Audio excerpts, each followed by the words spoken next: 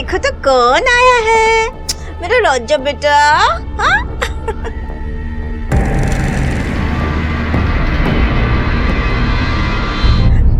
दे दे मुझे। ओ मेरा राजा बेटा। ओ सोना बेटा। ओ ले।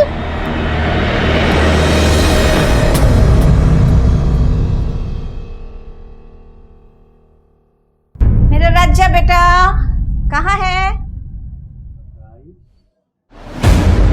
मुन्ना कहाँ चला गया? रूपाली आई माँ। क्या हुआ? अरे मुन्ना कहाँ है? कहाँ है मतलब? यही तो। यहाँ तो है नहीं। दीपक के पास होगा। चलो देखो। दीपक, दीपक। मुन्ना कहाँ है? मुन्ना कहाँ है? तुम्हारे पास नहीं है? दीदी, दीदी, दीदी, मुन्ना आपके पास है? नहीं। नहीं? आपके पास नहीं है तो? मुन्ना कमरे में नहीं है। घर में ही होगा, कहाँ जाएगा? घर में ही होगा तो कहाँ है? मैं देखता हूँ यार। माँ, कहाँ है मेरा बेटा? मिलेगा। रूपाली सब देख रहे हैं ना? कहाँ है मेरा बच्चा? नहीं, मेरा बच्चा कहाँ है? मैंने उठ के लाऊंगी उसको। अरे मेरा बच्चा कहाँ है? मेरा बच्चा अरे बेटा कहाँ है? आशेगा बेटा, आशेगा। नहीं होगी। अरे बेटा कहाँ है? नहीं मुझे जानना। मैंने उठ के हमारे घरों में जब भी किसी नन्हे मेहमान का आगमन होता है तो हमारा मन खुशियों से भर उठता है।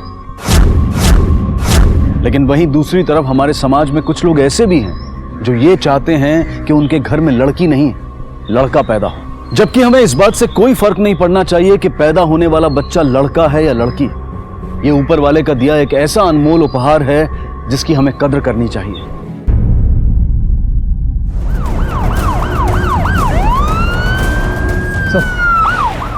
मेरा बच्चा।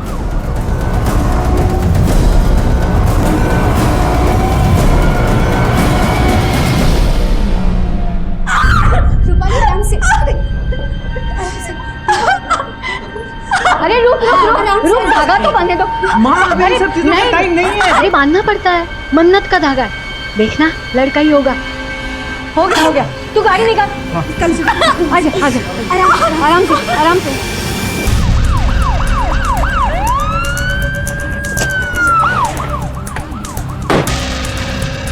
मैम, बच्चे की पोस्टमार्टम रिपोर्ट आ गई है। मैम, रिपोर्ट के हिसाब से बच्चे की मौत भूख की वजह से हुई 2 दिन पहले। मैम, हो सकता है कि बच्चा कई दिनों से झाड़ियों में पड़ा। मैम, आमतौर पर ऐसी घटनाएं बच्चियों के साथ होती है क्योंकि बहुत सारी फैमिली है जो बच्चियां नहीं चाहती। लेकिन मैम, ये तो लड़का था। कोई अपने लड़के को इस तरह जंगल में कैसे छोड़ सकता? कैसे कैसे लोग होते हैं। कोई बेटे के लिए दर दर भटकते हैं तो कोई इसे मरने के लिए छोड़ जाता है। हो सकता है ये बच्चा नाजायज हो या फिर किसी ने पुरानी दुश्मनी निकाली। हो सकता है मैम। कुछ भी हो नहीं रंज, हमें इसके माँ बाप को जल्दी से जल्दी ढूंढना।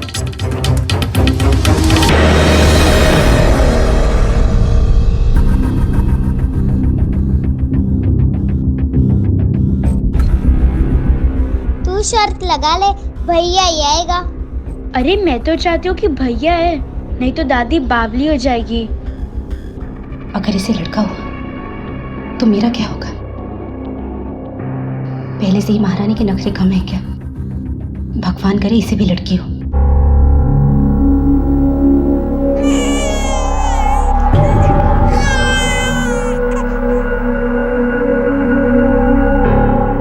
मुबारक हो दीपक जी, आपको लड़का हुआ है। थैंक यू माँ।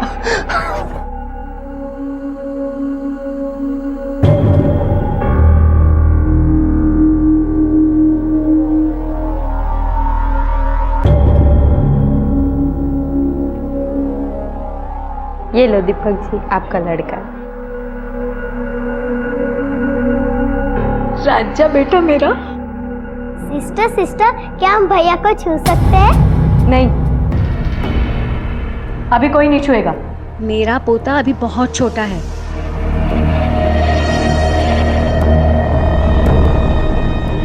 लो, इनके मिजाज तो अभी से बदलने लगे हैं।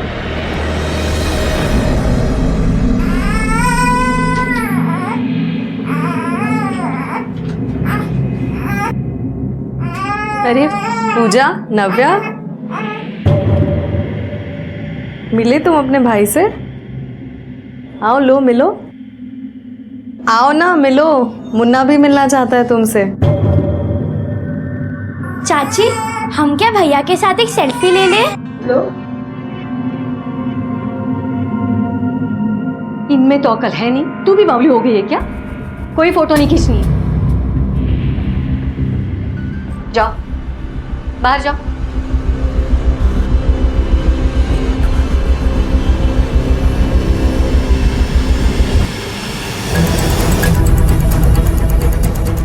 मैम, ये देखिए, जहां में वो बच्चा मिला था उसे कुछ दूर पर एक गाड़ी आगे रुकी। इस फुटेज से इस आदमी का चेहरा पता नहीं चल रहा है। इस फुटेज को साइबर सेल भेजो, शायद वो इसे क्लीन करके इस आदमी की फोटो हमें दे पाए। और हाँ, आरटीओ से पता करो ये गाड़ी किसके नाम पे रजिस्टर्ड है। बड़ा भैया भैया कर रही थी ना, अब पड़ गई ना डांट। अब चुपचाप से यहाँ बैठो और कोई जरूरत नहीं उसके पास जाने की, समझी ना? चलो जाओ जाओ।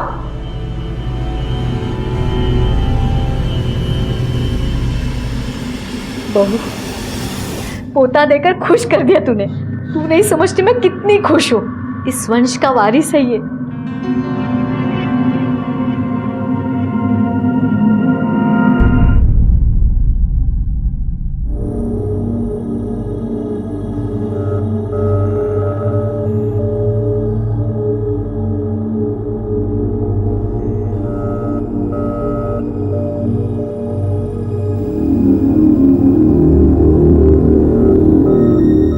ये हमारा इस घर में आखिरी जश्न है।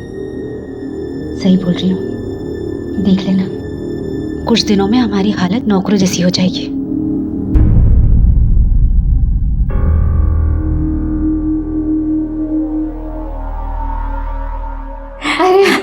बधाई हो समधन जी।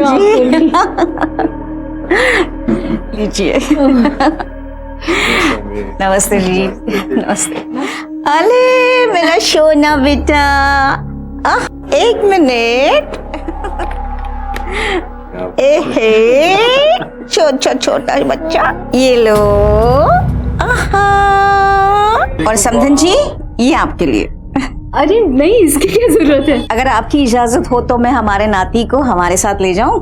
नहीं नहीं समझन जी, बिल्कुल नहीं। पहला पोता है हमारा, हमें तो खुशियां मनाने दो। आइए ना, आइए, नाश्ता तो करें। जी बहू, ठीक है। नाश्ता ला।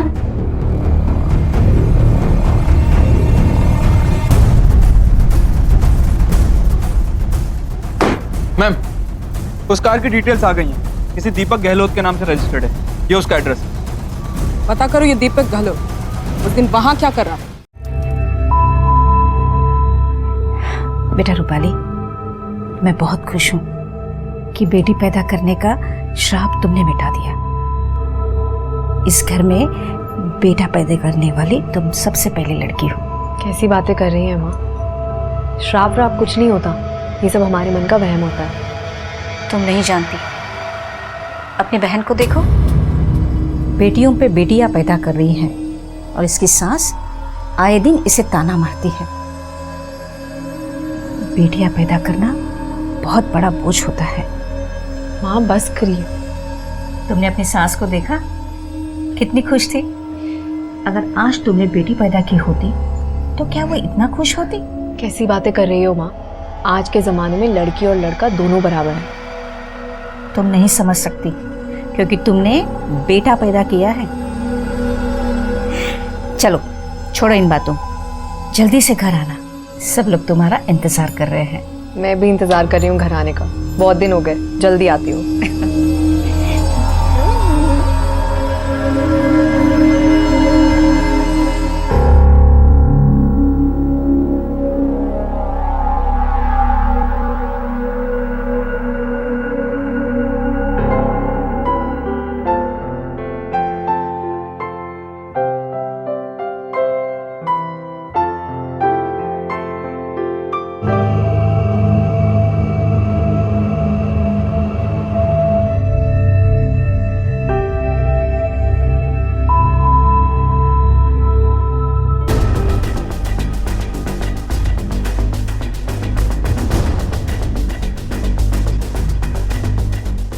दीपक गहलोत कौन है आप में से?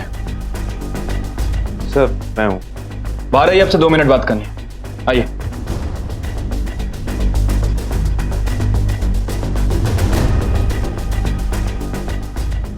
गाड़ी नंबर AQ1596 आप ही की गाड़ी है? हाँ 3 अप्रैल की शाम तकरीबन 4 साढ़े 4 बजे आपकी गाड़ी को शहर के बाहर जंगल में देखा गया। क्या उस गाड़ी में आप थे? 3 अप्रैल की शाम को सर एक्चुअली मैं कुछ काम से शहर से बाहर जा रहा था, लेकिन तभी मुझे फ़ोन आया कि मेरी बीवी लेबर पेन में है, तो मैं वापस आ गया। क्यों, क्या हुआ? दरअसल जहां आपकी गाड़ी खड़ी थी उससे कुछ दूर हमें एक बच्चे की लाश मिली है। बच्चे की लाश? आप जानते हैं कुछ उसके बारे में? सर आप कहना क्या चाहते हैं? मैं एक मरीन इंजीनियर हूँ और आप जानते हैं ना कि इंजीनियर की छुट्टी के दिन भी छुट्टी नहीं होती है। एक्चुअली किसी काम से मैं नेवी ऑफिस ही जा रहा था, बट फिर घर से फ़ोन आया, मैंने गाड़ी साइड में लगाई, फ़ोन कॉल अटेंड किया और वहाँ से वापस आ गया। That's it. क्या हुआ दीपक? क्या हुआ साहब? 2 दिन पहले ही मेरा पोता हुआ है, लोग घर पे खुशा भी ना मनाए, क्यों आप रंग में भंग डाल रहे हैं? ठीक है, फिलहाल तो हम लोग जा रहे हैं, लेकिन आपकी जरूरत पड़ेगी तो आपको पुलिस स्टेशन बुलाएंगे। डोंट वरी सर, मैं पूरी तरह कोऑपरेट करूँगा। Thank you.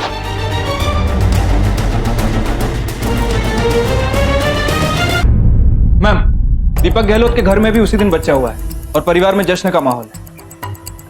ये महज इत्तेफाक है कि उन दोनों बच्चों में कोई कनेक्शन है? जिस दिन उस बच्चे की मौत होती है उस दिन दीपक को भी बेटा पैदा होता है। शहर से आने के तो कई रास्ते हैं नीरज, वो उसी रास्ते क्यों लौटा? और अगर हमेशा उसी रास्ते से लौटता है तो उस दिन वहीं पर क्यों रुका? ये कुछ ज्यादा ही कोइंसिडेंस हो गया है नीरज। मैम, कहीं ये दीपक गहलोत हमसे कुछ छुपा तो नहीं रहा? बिल्कुल हो सकता है। एक काम करो, दीपक के कॉल रिकॉर्ड्स, मोबाइल लोकेशन सब मंगवा लो, इससे मामला काफी साफ हो जाएगा। और हाँ, इसके माँ बाप को ढूंढ निकालो, आसपास के सारे हॉस्पिटल्स में खबर लो और वहां से नवजात बच्चों की लिस्ट निकालो और पता करो किसी ने नवजात बच्चे की मिसिंग रिपोर्ट तो नहीं दर्ज कराई। Okay ma'am.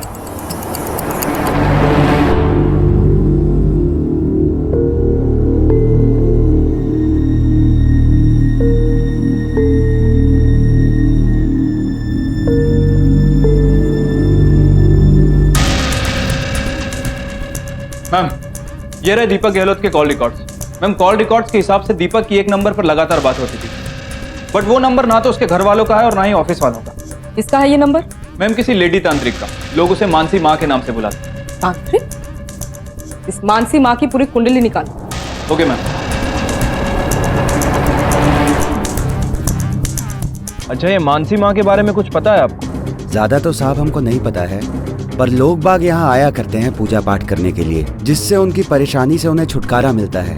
और आपको ज्यादा जानकारी चाहिए तो यहाँ शांति नाम की एक लड़की है, वो उनके यहाँ पहले से काम करती थी, आप उससे पता कर लीजिए। शांति जी हाँ साहब, पहले मैं उनके यहाँ काम करती थी। तो फिर आपने उनके यहाँ से काम कब और क्यों छोड़ा? पिछले महीने ही मैंने उनके यहाँ से काम छोड़ा साहब। उन्होंने बोला कि वो कहीं और जाने वाली। अच्छा है, मानसी से लोग कांटेक्ट कैसे करते थे? साहब, वो सबसे पहले फोन पे बात करती थी, फोन पे बात करने के बाद ही वो किसी को मिलने का समय देती थी।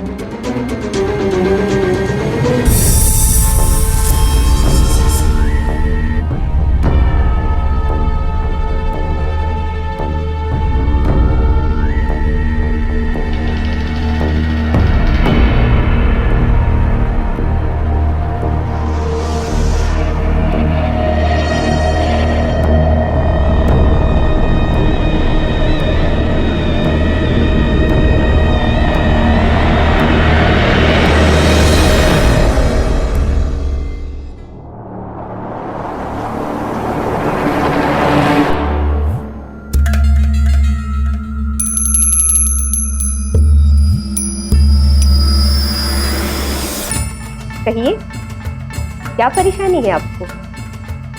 दीपक गहलोत किस वजह से मिलता था आपसे? वो अपने परेशानी का हल पाने के लिए यहाँ आता था। उसे अपने होने वाले बच्चे की बहुत चिंता थी, इसलिए वो मेरी शरण में आया था। मैंने उससे पूजा करवाई, देवी माँ से प्रार्थना की और उससे बेटा पैदा हुआ। आप कौन हैं और दीपक के बारे में क्यों पूछ रहे हैं?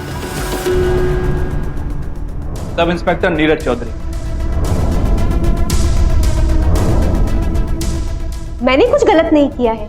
आपने क्या किया और क्या नहीं है तो हम पता लगा ही लेंगे। फिलहाल जब तक आपको इस शहर से बाहर निकलने के लिए ना कहा जाए, इसी शहर में अपनी साधना में लीन रही। हमारी पूछताछ अभी खत्म नहीं हुई, समझ गए?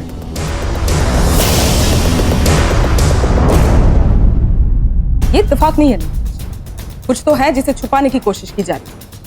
तांत्रिकों के झांसे में अच्छे अच्छे आ जाते हैं। ये दीपक भी आ गया। इस बच्चे की मौत के साथ ना ये मानसी और दीपक का गहरा कनेक्शन चलेंगे। नीरज, दीपक के घर के आसपास वालों से पूछताछ कर। Okay ma'am. हाँ साहब, वो यहीं से सामान ले जाती हैं। अच्छा, रोजमर्रा का सामान ले जाती है या फिर और कुछ भी? उड़द की दाल और काले तिल कुछ ज्यादा ही ले जाती है। कभी कभार दर्द की दवा लेने आती है।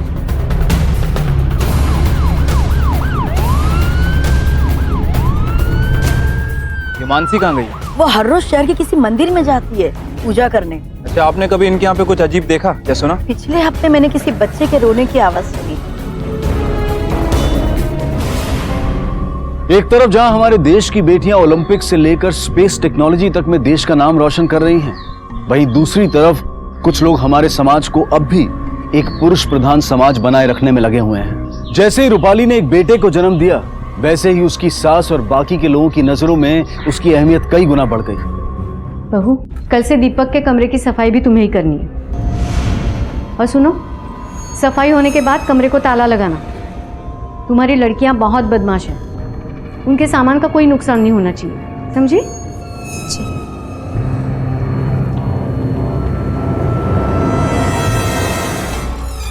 मेरी बेटी हुई थी तो मिठाई तक बांटने में बुखार आ रहा था माँ को, और रूपाली के बेटे को सोने की चेन दी है माँ ने। ऐसा नहीं चलेगा, मुझे ही कुछ करना पड़ेगा।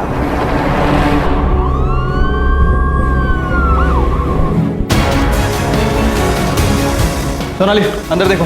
जतिन, तुम इधर देखो।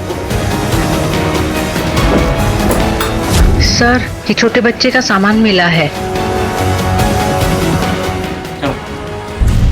एक बात तो पक्की है, मानसी का उस बच्चे की मौत और दीपक के साथ कुछ ना कुछ कनेक्शन जरूर। मैम, कहीं ये कोई बली वली का चक्कर तो नहीं? नहीं, मुझे नहीं लगता। उस बच्चे की बॉडी पर ना कोई निशान, ना उसका बॉडी पार्ट है। बली नहीं है नीरज, बात कुछ और है।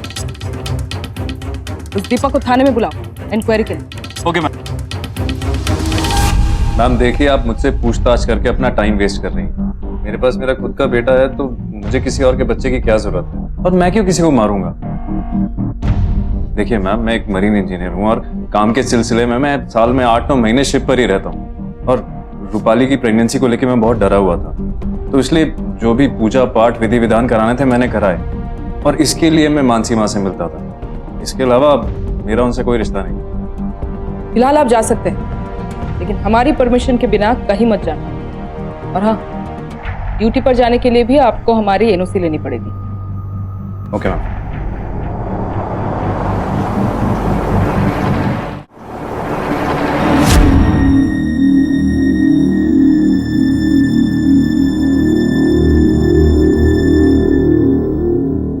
दीपक, क्या हुआ? कुछ नहीं हुआ। अरे बाबा, सब ठीक है, परेशान मत हो, कुछ नहीं हुआ। हाँ।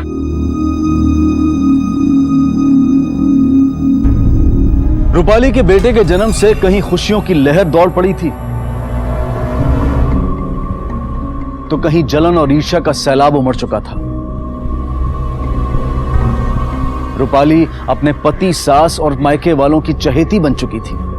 क्या रूपाली की जिंदगी में आई ये खुशी बहुत जल्द किसी अनहोनी के रूप में बदलने वाली थी? बच्चे के जन्म के 1 महीने बाद रूपाली अपने मायके गई थी, और वहीं पर घर के अंदर से उसका बच्चा गायब हो गया।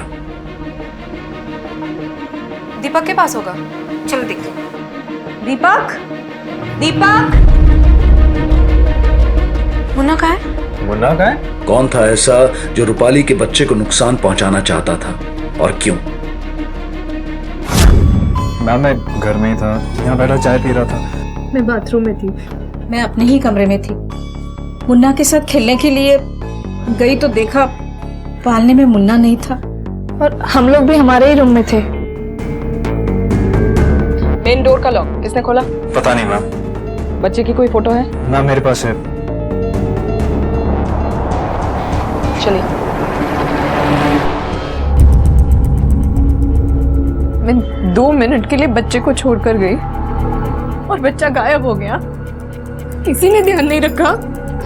हाँ, मुझे मेरा बेटा चाहिए। मैं कुछ नहीं जानती, मुझे मेरा बेटा चाहिए, मुझे मेरा बेटा चाहिए। मैं कुछ नहीं जानती, मुझे मेरा बेटा चाहिए।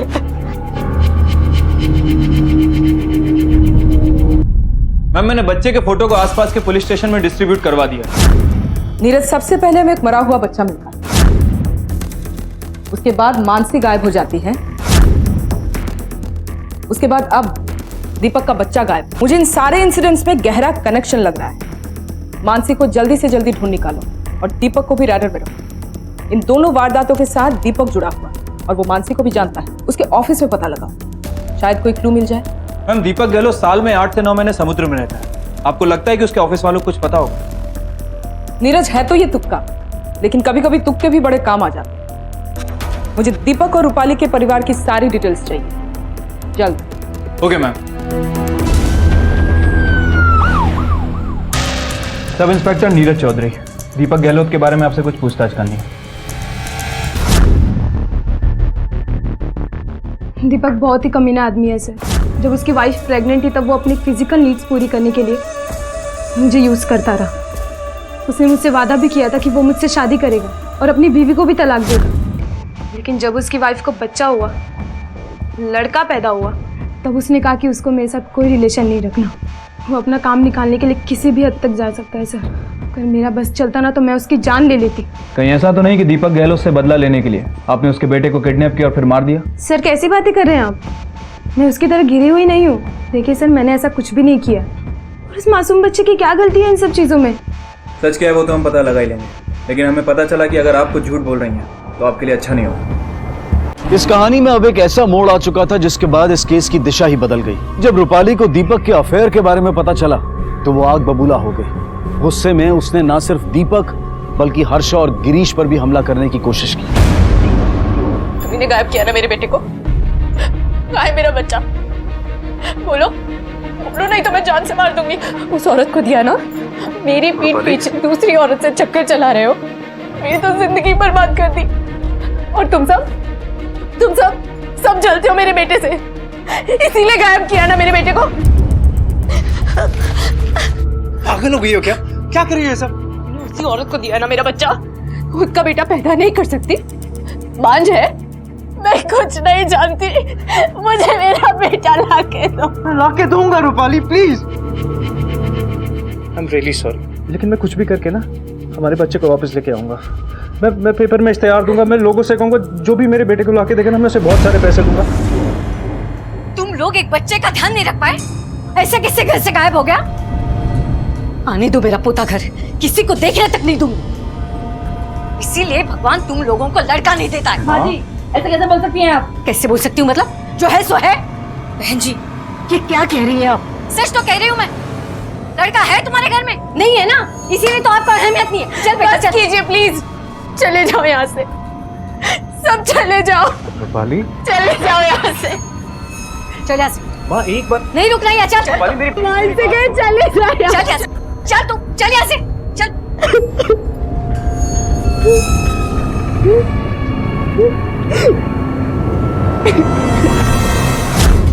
मैम एक बात तो साफ है, ये दीपक जैसा दिखता है वैसा है नहीं। और बाकी के लोग? मैम रूपाली के बेटा होने से उसकी जेठानी हर्षा काफी चिड़ी हुई थी। इनफैक्ट उसकी खुद की बहन भी इस बात से नाराज थी। मैम खानदान में काफी दिनों के बाद एक बेटा हुआ, इसलिए कुछ लोग नाराज थे और कुछ लोग खुश। इसका मतलब ये हुआ कि रूपाली के बच्चे के गायब होने के पीछे किसी घर वाले का भी हाथ हो सकता है। हो सकता है। सब पर नजर रखवाओ। Okay ma'am. मैम, जिस बच्चे की लाश झाड़ियों के बीच मिली थी उसके माँ बाप आए। फौरन अंदर लाओ। जी।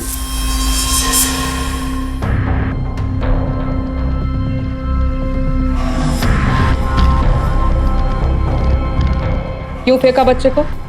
माफ करना मैडम, मैंने अपनी बीवी से झूठ बोला। थोड़ी अपनी अकल का भी इस्तेमाल करो। यहाँ क्या मिलेगा तेरे बच्चे को और तू उसे क्या दे पाएगा? अरे तो खुद ही तो परेशान रहता है। वहां जाएगा, पढ़ेगा, लिखेगा, बड़ा आदमी बन जाएगा, जिंदगी संवर जाएगी तेरे बच्चे की। तू ये पैसे रख और इससे अपनी जिंदगी सुधार। बच्चा मुझे दे दे।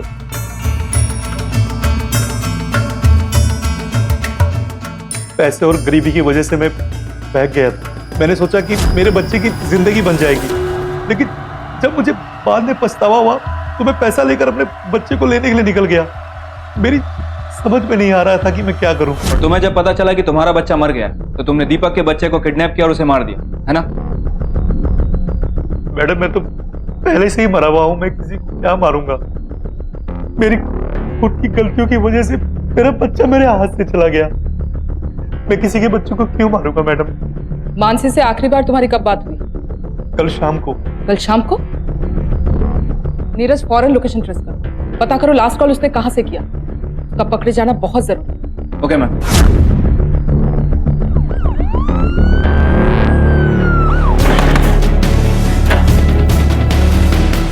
अरे आप लोग यहाँ? बहुत जादू तो हो गया मानसी जी, अब थाने चलिए, आपके सर पे चढ़ा भूत उतारना है। अरे थाने? लेकिन क्यों? वो सब तो थाने में बता देंगे। चल। मैं कुछ नहीं जानती। कुछ नहीं पता मैडम, मैं कुछ नहीं जानती। नहीं पता? नहीं, बताती हूँ मैडम, रुकिए बताती हूँ। दीपक को बहुत चिंता थी कि रूपाली को बेटी हो गई तो उसकी मुसीबत बहुत बढ़ जाएगी, इसलिए उसने मुझे 1 लाख रुपए दिए और मैंने बच्चे का इंतजाम किया।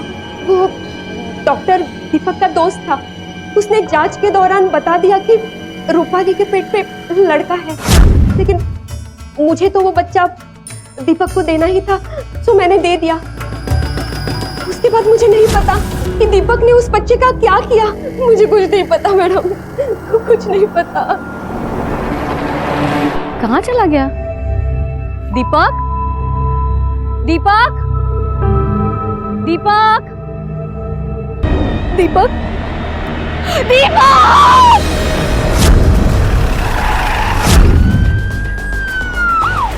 दीपक की मौत के बाद रूपाली की जिंदगी ने एक ऐसा यू टर्न ले लिया था कि जहां कल तक सबने उसे सराखों पर बिठाकर रखा था, वहीं आज दीपक के जाने के बाद रूपाली को ही सबके लिए जिम्मेदार ठहराया जा रहा था। रूपाली की जिंदगी बहुत कम समय में बहुत ज्यादा बदल चुकी थी। पहले उसका बच्चा गायब होता है और फिर पति की मौत।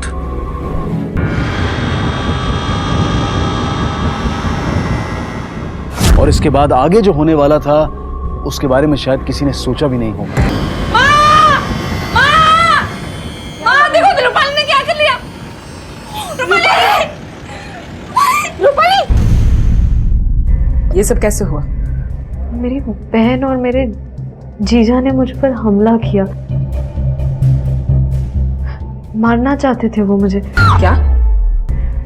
पर क्यों? जलते थे वो मुझसे। जब से मेरा बेटा हुआ है बहुत जलते हैं। उनकी बेटी है ना, इसलिए। चाकू कमरे में ही रखा है, आप उन्हें गिरफ्तार कर लें प्लीज। ऐसा रूपाली ने बोला आपको? कैसी बात कर रहे हैं आप लोग? हमें क्या मिलेगा ये सब करके? आपको पता है, सबसे पहले उसे सोनाली ने देखा, फिर हम सबको बुलाया, हमने उसे यहाँ एडमिट करवाया।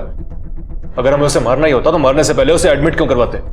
तो फिर रूपाली झूठ क्यों बोल रही है? मैम मुझे नहीं पता वो झूठ क्यों बोल रही है। अरे आप किसी से भी पूछ लीजिए। ये मैं और मेरी बीवी थे जो गली गली घूमकर उस बच्चे के मिसिंग पोस्टर लगवा रहे थे कि किसी तरीके से बच्चा मिल जाए। ये हम थे जो भगवान से उसके लिए प्रार्थना कर रहे थे। देखिए, रूपाली ने आपके खिलाफ कंप्लेंट किया है, हमें अपनी कार्रवाई करनी पड़ेगी। आपको बहुत जल्द पुलिस स्टेशन बुलाया जाएगा।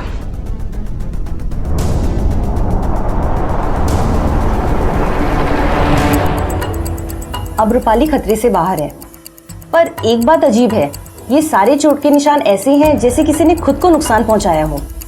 मैं समझी नहीं। जितने भी घाव रूपाली के बॉडी पे हैं, वो खुद को चोट पहुंचाने की वजह से हैं। और हाँ, ये घाव कोई जानलेवा नहीं है। लेकिन रूपाली ने खुद से खुद पे हमला क्यों किया? मैडम, हो सकता है कि बच्चे की वजह से उसके दिमाग में असर पड़ा हो, इसीलिए उसने ये सब किया। और माओं की तरह वो भी अपने बच्चे से प्यार करते थे। कुछ भी कीजिए, उसे उसका बच्चा चाहिए। हम ढूंढ कर ले आए, उसे बच्चा चाहिए।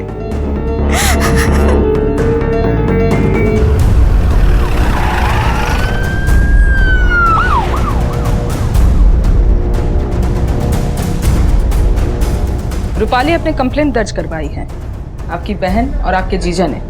आपको मार डालने की कोशिश की है। जी। आपकी जानकारी के लिए बता दूं रूपाली, किसी के खिलाफ झूठी कंप्लेंट दर्ज कराना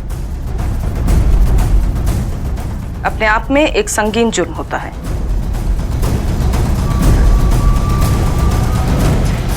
मुझे माफ कर दीजिए, मैंने पता नहीं क्यों अपनी बहन पर इल्जाम लगाया। मुझे कुछ और सूझा ही नहीं, मेरा दिमाग चलना बंद हो गया। मेरे बच्चे का तो पहले से ही पता नहीं है और अब पति भी नहीं रहा। प्लीज मेरे बच्चे को ढूंढ दीजिए, प्लीज मुझे मेरा बच्चा वापस ला दीजिए। पहले बच्चा गायब हो जाता, अब उसके पिता के मर्डर का राज भी सुलझा। क्या इन सब के पीछे सुहानी का हाथ हो सकता है? नहीं मैम, मैंने चेक किया है। मर्डर वाले दिन सुहानी शहर में नहीं थी। किसी और को हायर करके भी तो कर सकती है। नहीं मैम, मैंने इस एंगल पे भी काम किया है। सुहानी ऐसे किसी भी आदमी के टच में नहीं जो ऐसा कुछ कर सके। मेरे ख्याल से ये क्लियर है। तो फिर वो बच्चा जिसकी लाश हमें झाड़ियों में मिली, उसके माँ बाप, ये काम उनका भी तो हो सकता है ना? नहीं मैम, वारदात के दिन ये दोनों अपने रिश्तेदार के घर थे और इन दोनों के पास इतना पैसा भी नहीं है कि ये ऐसा कुछ करवा सके। बाकी बच्ची रूपाली खुद ना सही पर किसी को हायर करके ये काम ये भी करवा सकती है। धोखे का जख्म इंसान को वार करने पर मजबूर कर ही देता है नीरज। जहां से हमें बच्चे की लाश मिली थी उसी जगह पर सीसीटीवी फुटेज से हमें दीपक की गाड़ी का पता चला था। उसके बाद फिर दीपक के कॉल रिकॉर्ड से हमें तांत्रिक मानसी माँ का पता चलता है। अच्छा, इन दोनों ने अपने मरे हुए बच्चे की लाश को शिनाख्त कर दिया? यस मैम, कुछ फॉर्मेलिटीज के बाद इन्हें बॉडी हैंड ओवर कर दी जाएगी। उसके बाद ये लोग इसका दाह संस्कार करते हैं।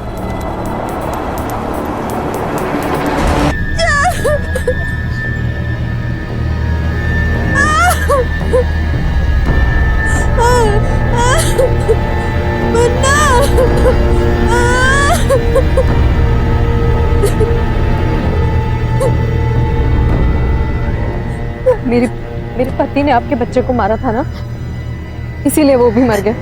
मेरा बच्चा भी नहीं बचेगा, वो भी मर जाएगा। ऐसा मत बोलिए, इसमें एक मासूम की क्या गलती है? देखना, आपका बच्चा आपको मिल जाएगा, उसे कुछ नहीं होगा। मैं भगवान से भी उसके लिए दुआ करूंगी। मेरा बच्चा मर जाएगा, इस सब की सजा उसे मिलेगी। मेरा बच्चा मर जाएगा। मैम, एक आदमी है जो रूपाली के बेटे के बारे में कुछ इन्फॉर्मेशन देना चाहता है। अंदर लेके आओ। जी। अब मैडम, वो उस बच्चे के बारे में जो भी कुछ जानते हो बताओ। मैडम, 20 अप्रैल के दिन जब अपने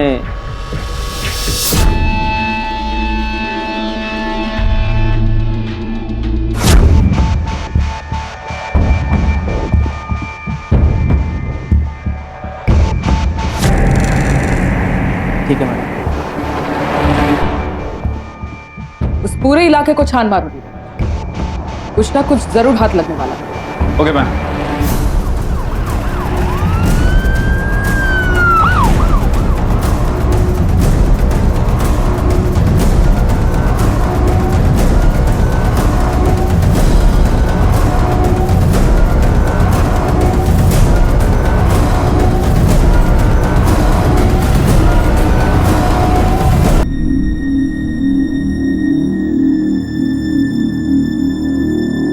प्लीज आप लोग अभी बाहर जाइए। अच्छा।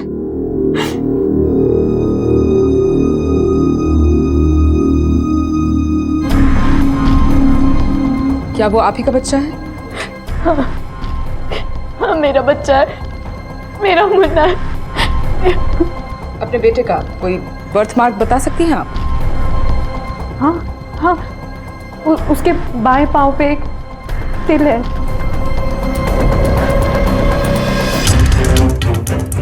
मैम, इस इलाके में 4 ऐसे स्कूल हैं जिनके बच्चों के यूनिफॉर्म सेम है। एक काम करो, सारे स्कूल के टाइमिंग चेक करो। वो बच्चा सुबह गायब हुआ था। मैडम, हमें हमारा पोता वापस दिला दो।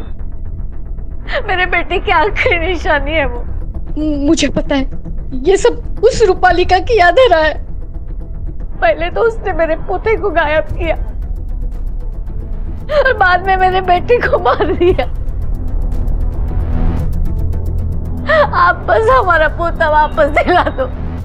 देखिए, इसमें हम आपकी कोई मदद नहीं कर सकते। ये एक बहुत ही लंबा कोर्ट प्रोसीजर है।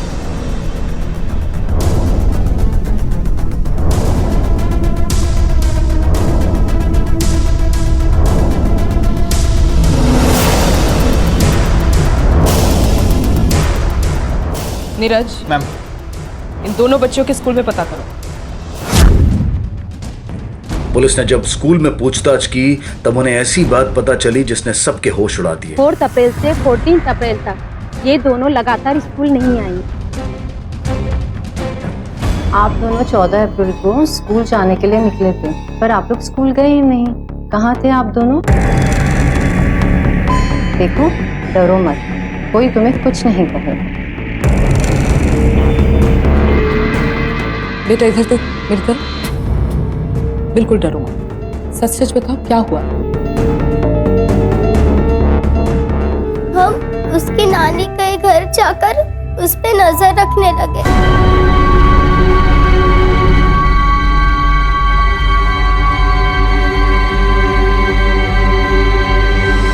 जब भैया पैदा हुए थे तब हम बहुत खुश थे। सिस्टर, क्या हम भैया को छू सकते हैं? नहीं, अभी कोई नहीं छुएगा। मेरा पोता अभी बहुत छोटा है। फिर धीरे धीरे सब बदलने लगा। कोई फोटो नहीं खींचनी, देख नहीं रही हो, सो रहा है वो। मम्मी हमें कहती थी कि भैया के आने के बाद हमें अपने घर में नौकर की तरह रहना होगा। तुम्हारी चाची को बेटा हुआ है और इसका मतलब जानती हो, बेटा मतलब बेटियों की अहमियत कम हो जाती है। अब इसके बाद इस घर में नौकरों से ज्यादा अहमियत नहीं है। बार बार वहां जाके खुद भी परेशान होती है और मुझे भी परेशान करती हो। भैया को ही सब प्यार करेंगे क्योंकि वही अकेला बेटा है घर में। और मालिश संभाल के करना, मुन्ने को किसी चीज की कोई कमी ना हो।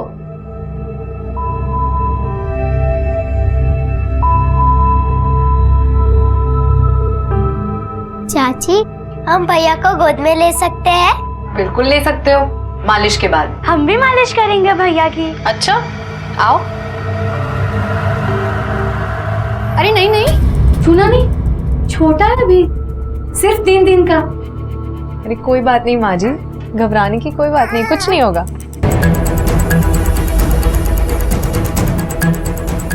हम भाई को नुकसान नहीं पहुंचाना चाहते थे। हम तो बस सारे घर वालों से प्यार चाहते थे, वो प्यार जो भाई को मिल रहा था। देखिए, इस जुर्म के लिए इन दोनों बच्चियों को एटलीस्ट 6 महीने के लिए बाल सुधार गृह में रखा जा सकता है। लेकिन अगर रूपाली केस वापस ले ले तो हम इन्हें छोड़ देंगे, ये दोनों घर जा सकती है। लेकिन एक बात कहना चाहूंगी, जुर्म भले ही बच्चियों ने किए, लेकिन इस जुर्म को बढ़ावा दिया है आप सबकी सोचने मिलकर। नव्या और पूजा के खिलाफ रूपाली ने कोई केस दर्ज नहीं करवाया, जिसके बाद उन दोनों बच्चियों को रिहा कर दिया गया। सोचने वाली बात यह है कि नव्या और पूजा ने जो किया उसके लिए वो कितनी जिम्मेदार है। एक लड़की होने की वजह से जो नफरत उन्हें मिली वो कितनी जायज है। आखिर हमारे घर में लड़का पैदा हो या लड़की, इससे क्या फर्क पड़ता है? क्यों हम हमेशा लड़का होने पर ही जोर देते हैं और लड़कियों को नजरअंदाज करते हैं? अब वक्त आ गया है कि हमारे समाज से इस विकृत मानसिकता को जड़ से उखाड़कर फेंक दिया जाए। बच्चों के पैदा होने से पहले उनके लिंग की जांच करवाना कानूनन अपराध है और ऐसा करने वाले लोगों और इसका समर्थन करने वाले डॉक्टर्स को कड़ी सजा हो सकती है। दीपक की हत्या का राज पुलिस के लिए अब भी एक राज बना हुआ है और हम उम्मीद करते हैं कि ये गुत्थी जल्द ही सुलझेगी। नमस्कार, आदाब। क्राइम पेट्रोल डायल 100 में आप सबका स्वागत है। कहते हैं कि आवश्यकता आविष्कार की जननी है, पर बारूद की खोज करने वाला सिर्फ तबाही चाहता था, ये कह पाना आसान नहीं है। लेकिन जो तबाही करने की ठान लेते हैं वो फूलों को भी हथियार बना सकते हैं।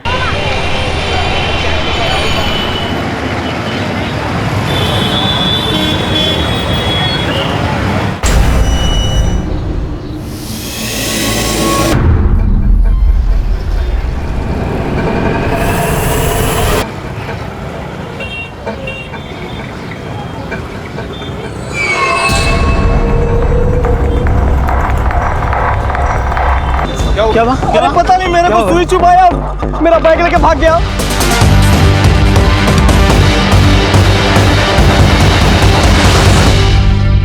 साल 2015 की शुरुआत में यूपी के भीड़ भरे बाजारों में लूट की कुछ ऐसी वारदातें हुई जिनकी मोडस ऑपरेंडी में हथियार था इंजेक्शन। एक के बाद एक होते इन हादसों से उन खौफजदा लुटेरों का नामकरण हुआ इंजेक्शन गैंग। इस केस में विक्टिम ऐसी आपबीती से गुजर रहा था कि उसे भनक तक नहीं हुई कि कोई पीठ पीछे ऐसे मुखौटे में था जिसकी तलाश में पुलिस वालों की नींदें भी उड़ने वाली थी।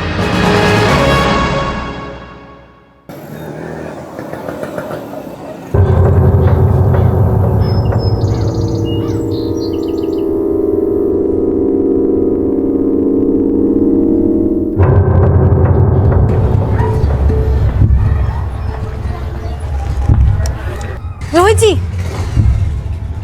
नाश्ता नहीं किया, कम से कम टिफिन तो लेते जाइए। समझ लो उपवास रख लिया हम आज।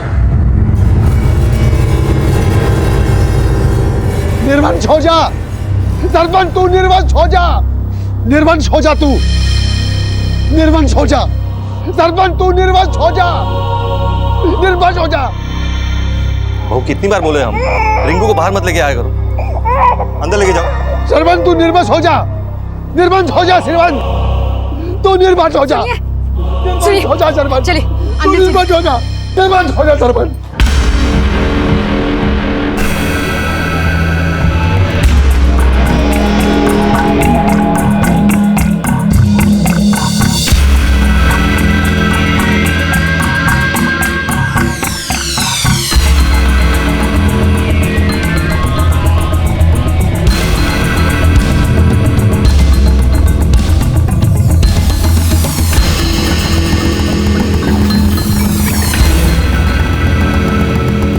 अरे रोहित, क्या हुआ तुझे?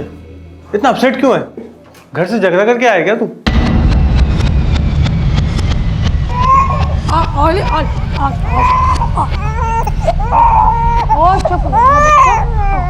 मम्मा आ गए, मम्मा आ गए, मम्मा आ गए, पापा भी आने वाले, पापा आने वाले। 26 अगस्त 2016 की शाम सविता मिश्रा अपने पति रोहित मिश्रा की इंतजार में अपने 9 महीने के बेटे रिंकू की बिलखती किलकारियों को उसके पिता के लौट आने की उम्मीद का दिलासा दे रही थी। वहीं रोहित मिश्रा दिन भर की थकान और अपने जीवन के कुछ अस्पष्ट तनावों से जूझता हुआ अपने घर लौटने ही वाला था कि कुछ ऐसा हुआ जिसकी उसने कल्पना भी नहीं की थी।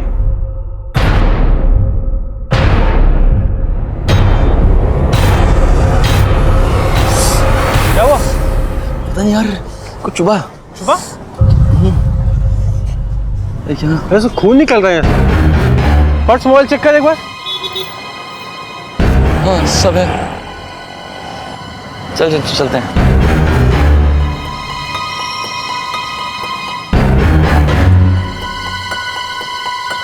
रोहित, रोहित,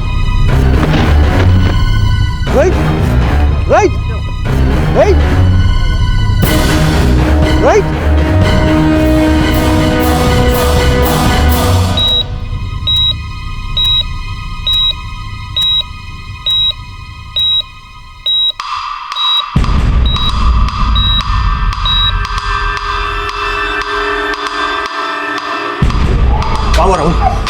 होश आया?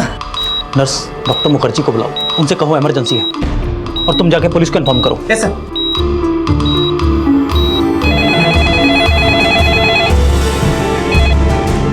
हेलो डॉक्टर साहब, कैसा है हमारा बेटा?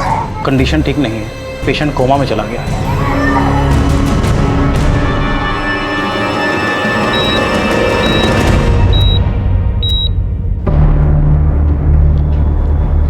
सर, पेशेंट के गले में सिरिंज के जरिए पॉइजन इंजेक्ट किया गया है।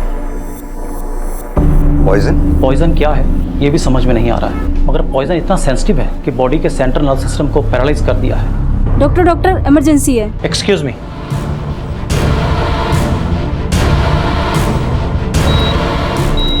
सिस्टर, इंजेक्शन रेडी करो।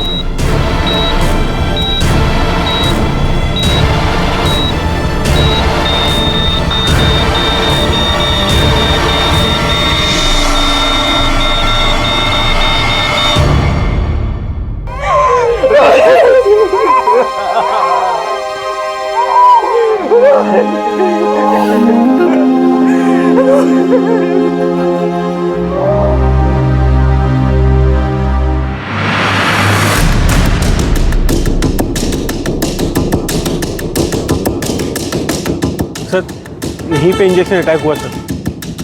ना मैं देख पाया ना रोहित ने। रोहित का बैग या पर्स वगैरह कुछ गायब हुआ? नहीं सर, कुछ गायब नहीं हुआ। सर आसपास कोई सीसीटीवी नहीं मिला। सिरिंज अटैक करने वाले को भी किसी ने विटनेस नहीं किया। मैंने अपने खबरियों को काम पे लगा दिया है कि पता करें इस इलाके में कौन सा इंजेक्शन गैंग एक्टिव है। नहीं सिंह, अगर ये काम इंजेक्शन गैंग का होता तो फिर रोहित के साथ लूट क्यों नहीं हुई? और वैसे भी अभी तक हमारे पास इंजेक्शन गैंग के जितने भी मामले आए हैं, किसी में भी विक्टिम पे पॉइजन अटैक नहीं हुआ। तो फिर रोहित को बिना लूटे उसको पॉइजन इंजेक्ट क्यों किया गया? इन्वेस्टिगेशन की शुरुआत में ही ये सवाल खड़े हो गए थे कि रोहित पर हुआ इंजेक्शन अटैक अगर एक नाकाम लूट का मामला था तो लूट का इरादा रखने वाले इस इंजेक्शन गैंग ने आज से पहले किसी विक्टिम पर पॉइजन इंजेक्ट नहीं किया था। लेकिन फिर भी पुलिस अपनी इंफॉर्मेशन के जरिए इंजेक्शन गैंग से जुड़े हिस्ट्री शीटर्स और ब्लैक लिस्टेड लोगों को एक के बाद एक तलब करके रोहित पर हुए इस जानलेवा हमले की गुत्थी को साफ करना चाहती थी।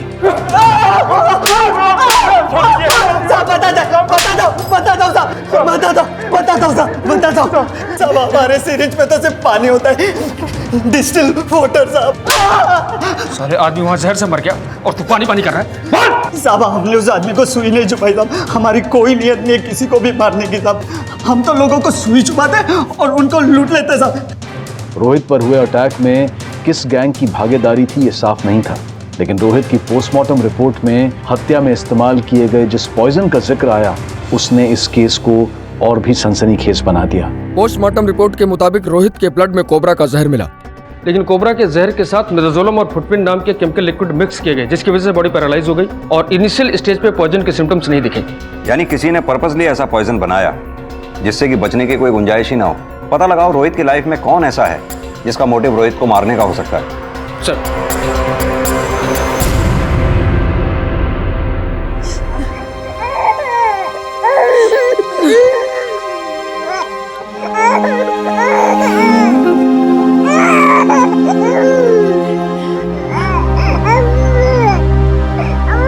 निर्वंश हो जा तू, निर्वंश हो जा तू, तेरा वंश खत्म हो जाए, तेरा वंश खत्म हो जाए, निर्वंश हो जा तू। क्या है देखो का नासिर बना रहे हो? चलो यहाँ से। निर्वंश हो जा, चलो निर्वंश हो जा तू, निर्वंश हो जा, निर्वंश हो जा, निर्वंश हो जा तू, तेरा वंश खत्म हो जाए, निर्वंश हो जाए, तेरा वंश खत्म हो जाए, निर्वंश हो जा तू। सुनिए, ये कौन है आदमी जो इतना चिल्ला रहा था? ये रोहित के ताऊजी हैं, सरबन मिश्रा के बड़े भाई। क्यों चिल्ला रहे थे? सर ये हमेशा ऐसी बद्दुआएं देते रहते अपने छोटे भाई को कि वो निर्वंश हो जाए, निर्वंश हो जाए। आधी बद्दुआएं तो इनकी लग भी चुकी है। आधी मतलब? सरबन का एक बेटा तो मर गया है, भगवान दूसरे को बचाए इसकी बद्दुआ से। साहब हमारे बड़े भाई साहब के 2 बच्चे थे। दोनों बच्चों का देहांत होने के बाद भाई साहब एकदम पगला गए, सबको श्राप देते हैं। पता चला आपके भी 2 बेटे हैं। आपका दूसरा बेटा कहाँ है? उसे ट्रैकिंग का शौक है, वो हफ्ता भर पहले ही उत्तरांचल गया है। उसे तो पता भी नहीं है साहब के उसका बड़ा भाई। आपने उसको फोन नहीं किया? फोन किए थे साहब, लेकिन वो नेटवर्क नहीं मिल रहा था। आपके पड़ोसियों को लगता है कि आपके बड़े भाई की बद्दुआ लग गई आपको। आपको क्या लगता है रोहित के मर्डर में किसका हाथ हो सकता है? हमें कुछ समझ नहीं आ रहा है सर।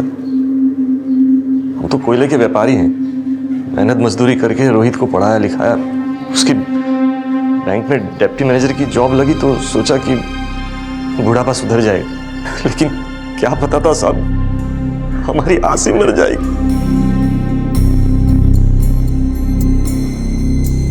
सविता जी, आपको किसी पे कोई शक?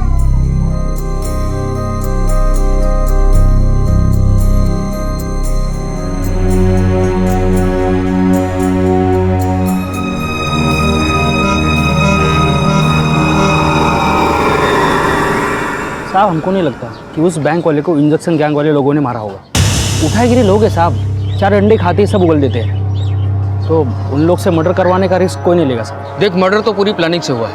रोहित बैंक में डिप्टी मैनेजर था, उसे ना चाहने वाले भी बहुत लोग होंगे, और जिस वक्त अटैक हुआ वो अपने कलीग राहुल के साथ था। एक काम कर, उस राहुल की भी फील्डिंग लगा और ये भी पता कर कि बैंक में रोहित का किसी से 36 का आंकड़ा तो नहीं था।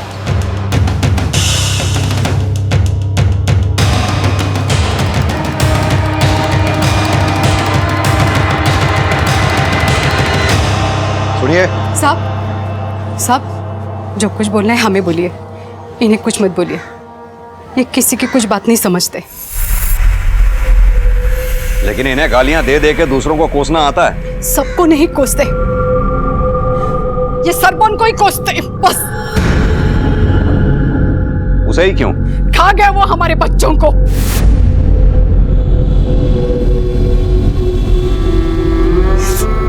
साहब 20 साल पहले की बात है, जब हम गांव में थे। हमारे बच्चे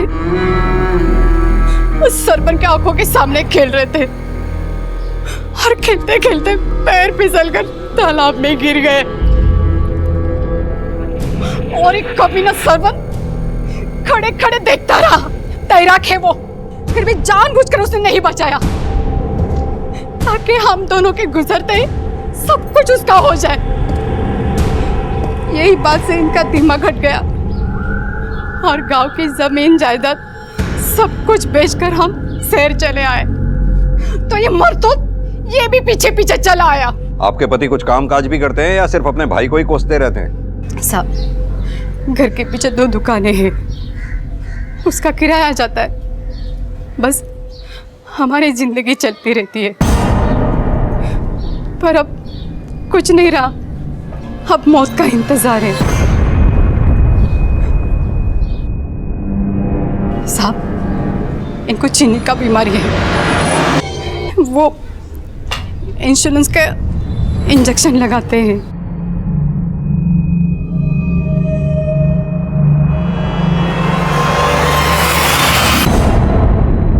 मोहल्ले वाले कह रहे हैं ये दर्शन पागल है, लेकिन ये इंजेक्शन खुद ले रहा है। कहीं ऐसा तो नहीं कि रोहित के मर्डर में दिमाग इसी का हो?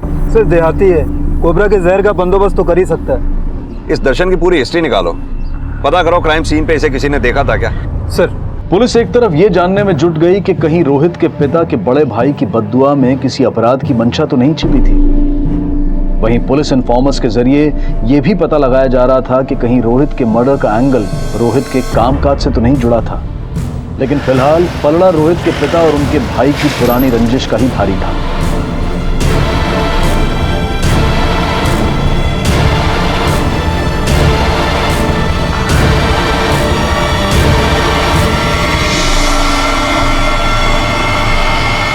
जिस शाम रोहित का मर्डर हुआ तुम भी उसी मार्केट में थे, क्या करने गए थे वहां? साहब रसोई का सामान खत्म हुआ था, वही लाने गए थे। चाहे तो आप उससे पूछ लीजिए, सामान की रसीद भी है।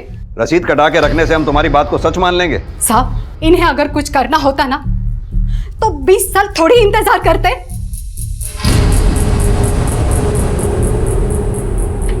सर रसीद सही है, रसीद पर 4 बजे का टाइम है, जबकि रोहित पर अटैक शाम को 5 बजे हुआ है। दर्शन उसकी पत्नी पार्वती 5:30 बजे घर गए। गुप्ता, उस बाजार से दर्शन और पार्वती के घर की दूरी ज्यादा से ज्यादा आधे घंटे की है। हो सकता है उन लोगों ने 4 से 5 बजे तक वहां इंतजार किया हो और फिर रोहित पर अटैक करके वहां से चंपत हो गए हैं। लेकिन सर कोई एविडेंस नहीं है, उसके घर से सिर्फ इंसुलिन मिला है, क्राइम सीन पे भी उसे नहीं देखा गया है। इवन रोहित का दोस्त राहुल ने भी आइडेंटिफाई नहीं किया। लेकिन गुप्ता, किसी ना किसी ने तो दुश्मनी निकाली ही है। दुश्मनी का तो पता नहीं साहब, हाँ लेकिन बड़े भाई साहब पागलपन में बद्दुआ तो देते हैं। सरपंच तू निर्वश हो जा, निर्वश हो जा। पागलपन में हमारे बेटे को मार दिए हो तो सब उसका कोई अंदाजा नहीं है हमें। अगर आपके बड़े भाई साहब आपके पहले बेटे रोहित को मार सकते हैं तो वो दूसरे बेटे बॉबी को भी मार सकते हैं। आपने बॉबी को फोन वोन किया? हाँ साहब, आज सुबह दोबारा किए थे लेकिन लगा नहीं। एक काम कीजिए, हमें बॉबी का फोटो और फोन नंबर दीजिए। अभी लाते हैं।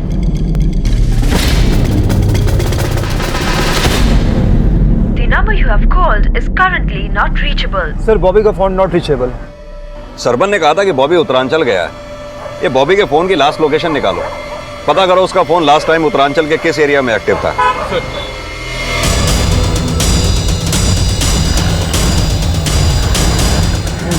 साहब रोहित का कोई भी बैंक वाला ऐसा नहीं है जिसने रोहित से दुश्मनी निकाला हो, लेकिन 6 महीने पहले था। रोहित ने उसके साथ अपने साले को भी अंदर करवाया था। साला? साला कौन है? रोहित की बीवी ना सविता, उसका छोटा भाई है रघु दुबे। साहब वो बैंक वाला अभी तक जेल में सड़ रहा है, लेकिन ये 15 दिन पहले बाहर आया है। सुनने में आया कि 1 नंबर का गंजड़ी साहब, सुई से ड्रग लेता है साहब। क्या पता वही सुई चुभा दिया होगा जीजा को।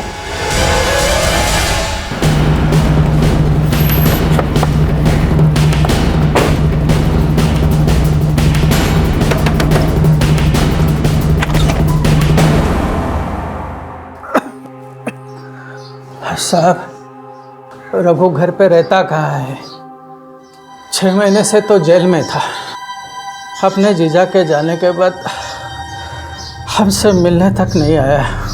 रघु का नंबर दीजिए हमें। हाँ, अभी देती हूँ। इसके लिए आप जिस नंबर को डायल कर रहे हैं वो इस समय स्विच्ड ऑफ है। सर, फोन बंद आ रहा है। हाँ सर, रघु को नशे की आदत थी, पर हमको उससे मिले अरसा हो गया सर। वो इस वक्त कहाँ होगा हमको कुछ नहीं पता है। रघु को उसके जीजा ने ही जेल करवाई थी, ये तो पता ही होगा आपको। हाँ सर, बात ये था कि रघु अपना टैक्सी डालना चाहता था और उसी चक्कर में रोहित जी से वो उनके बैंक से लोन निकलवाने के लिए कहता रहता था। रघु, मैंने तेरा सिबिल रिकॉर्ड चेक करा है, नेगेटिव है, तुम्हें लोन नहीं मिल सकता। जीजू, आपके होते हुए हमको लोन ना मिले, ऐसा कभी हो सकता है? जीजू को चक्कर चला दिए ना, हमको बहुत जरूरत है। आप कर सकते हो। आप रघु, रूल्स होते हैं और मैं रूल्स नहीं तोड़ सकता। और जीजू, आप तो उसके बाद रघु ने क्या कांड किया हमको कुछ नहीं पता है।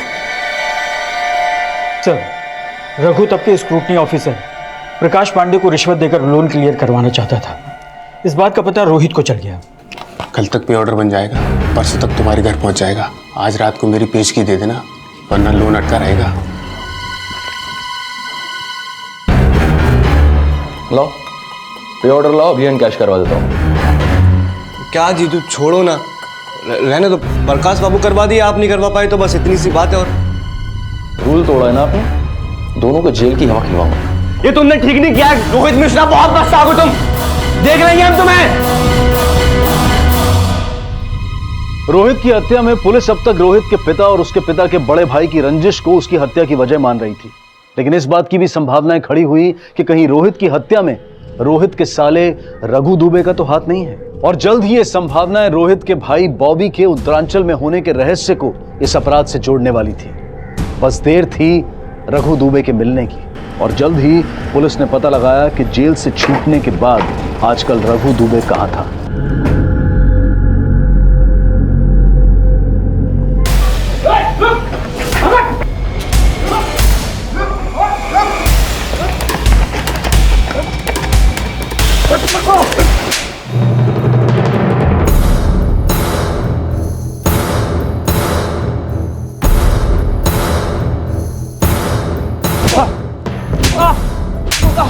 मार अपने जीजा को।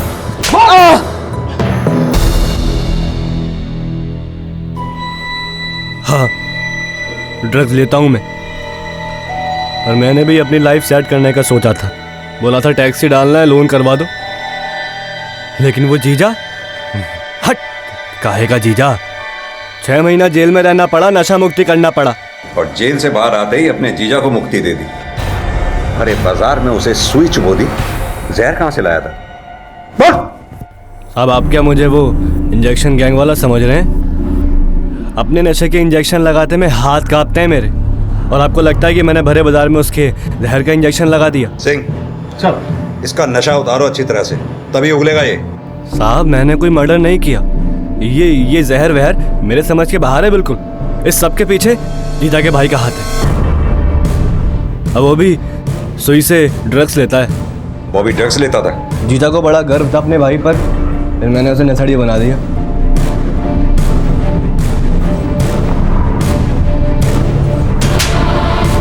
क्या ये क्या कर रहा है? तुमने लगाई ना मेरे भाई को? जीजा मुझ पर चिल्लाया, लेकिन नशे ने बॉबी की बुद्धि फेर दी।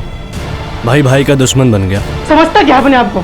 मैनेजर होगा अपने बैंक का, हम पे मैनेजर दिखाए तो गाड़ दूंगा उसको।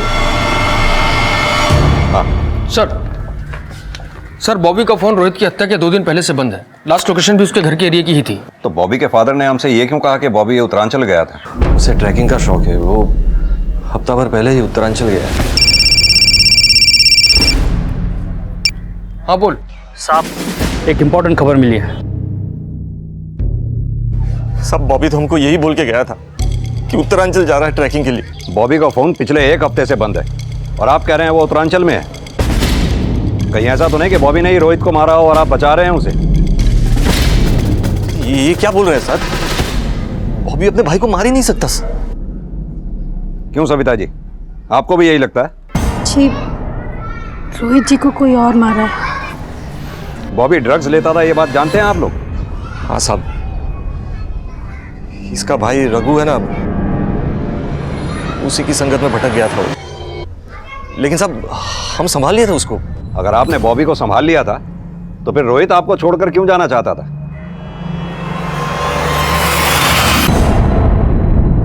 हमें यह भी पता चला है कि रोहित अपने बैंक के पास ही किराए का मकान ढूंढ रहा था। बता सकते हैं क्यों? साहब वो बॉबी की हरकतों से ही परेशान था, इसीलिए अपनी बीवी के साथ अलग रहना चाहता था। लेकिन साहब हमने बात किए थे, मना लिया था, वो अपना फैसला बदल चुका था। वो अगर रोहित ने अपना फैसला बदल लिया था तो फिर किराए के मकान के लिए उसने टोकन मनी क्यों दी? सविता जी, रोहित बॉबी की वजह से ये घर छोड़कर जाना चाहता था या वजह कुछ और ही है? बॉबी की वजह से। ये बॉबी का फोटो, ये उसका मोबाइल नंबर, ये 2 चीज़ और 2 इन्फॉर्मेशन। एक, ये सुई से ड्रग्स लेता है, और दूसरा बीएससी का स्टूडेंट है। इसका बाप बोल रहा है कि रोहित की हत्या से 2 दिन पहले उत्तरांचल गया था, लेकिन इसका फ़ोन इलाहाबाद में बंद हुआ। तू देख जरा, कहाँ मिलेगा ये? ठीक है साहब, देखता हूँ। एक बच्चा हम खो चुके हैं, बॉबी को ढूंढ लीजिए प्लीज साहब। सच में कहते हैं हमें कुछ नहीं पता। हमें तो लगता है साहब कि इस यमदूत ने कुछ किया है। दर्शन मिश्रा की बद्दुआ क्या सिर्फ उसकी जबानी भड़ास थी या उसके किए गए अपराध का कबूलनामा? ये पता लगाने के लिए पुलिस दर्शन के पागलपन को उसका दिखावा समझकर उससे सच उगलवाने की कोशिश कर रही थी, और वहीं रोहित की हत्या और बॉबी के अचानक गायब होने में रघु की भागीदारी को भी खंगाला जा रहा था। सर, दर्शन को पिटने के बाद भी वो निर्वंश की रट लगाए हुए, और रघु भी वहीं का वहीं है। साहब, ये रिपोर्ट देखिए साहब, उनकी दिमागी हालत ठीक नहीं है साहब, उन्हें कुछ नहीं किया है साहब। देखिए रिपोर्ट, देखिए साहब। ये रिपोर्ट दिखाकर तुम साबित क्या करना चाहती हो?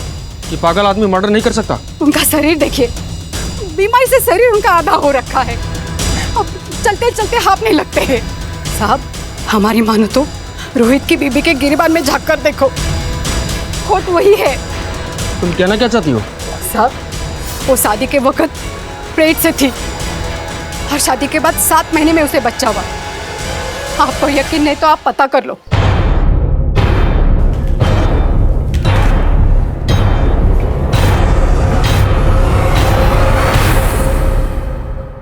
बैठिए। यह है आपके बेटे रिंकू की बर्थ सर्टिफिकेट। जन्म की तारीख 3 फरवरी 2016। रोहित से आपकी शादी हुई 26 जुलाई 2015 को। डिलीवरी प्रीमेच्योर नहीं थी। यह आपकी डिलीवरी रिपोर्ट। शादी के समय तुम 2 महीने पेट से थी, यानी कि यह बेटा रिंकू रोहित का नहीं है। क्या यह सही है? सर, रिंकू रोहित का ही बेटा है। यानी कि शादी से पहले भी आपके रोहित से संबंध थे? सर, रोहित और सविता की शादी जुलाई में हुई थी, लेकिन शादी पक्की फरवरी में ही हो गई थी। तभी से दोनों मिलते रहे और घर उसी में रह गया। सर, ऐसी वैसी कोई बात होती तो रोहित मुझे बता देता पहले ही। तो आप ये साफ कर रहे हैं कि रोहित के मर्डर से उसकी बीवी सविता का कोई लेना देना नहीं? सर, मुझे जरा भी शक होता तो मैं आपको सब कुछ पहले ही बता देता था। रोहित के फादर का ये मानना है कि रिंकू रोहित का ही बच्चा है, लेकिन हो सकता है ये बच्चा रोहित का ना होकर के किसी और का हो और रोहित ये बात अपने फादर को ना बता पाया हो। ये रोहित की बीवी सविता की हिस्ट्री निकालो, पता करो शादी से पहले उसका कोई अफेयर तो नहीं था। सर, रोहित के भाई बॉबी का गायब होना अब भी रहस्य बना हुआ था, लेकिन रोहित की शादीशुदा जिंदगी से जुड़ा एक नया एंगल पुलिस के सामने आया था। लेकिन क्या वो बच्चा वाकई रोहित का था? ये जानने के लिए पुलिस एक तरफ सविता के अतीत को खंगाल रही थी और वहीं बॉबी की तलाश भी जारी थी। और जल्द ही सविता से जुड़ी जानकारी के साथ पुलिस सविता के माता पिता से मिली। सविता का शादी के पहले से अफेयर था, ये एकदम सच है। हालांकि ये बात सविता ने हमें नहीं बताई। आप लोग बताइए, आप लोगों को ये राज पहले से पता था ना? देखिए, जो भी बोलिएगा सोच समझ के बोलिएगा, झूठ पकड़ा जाएगा। साहब, कॉलेज में वो किसी लड़के को प्यार करती थी।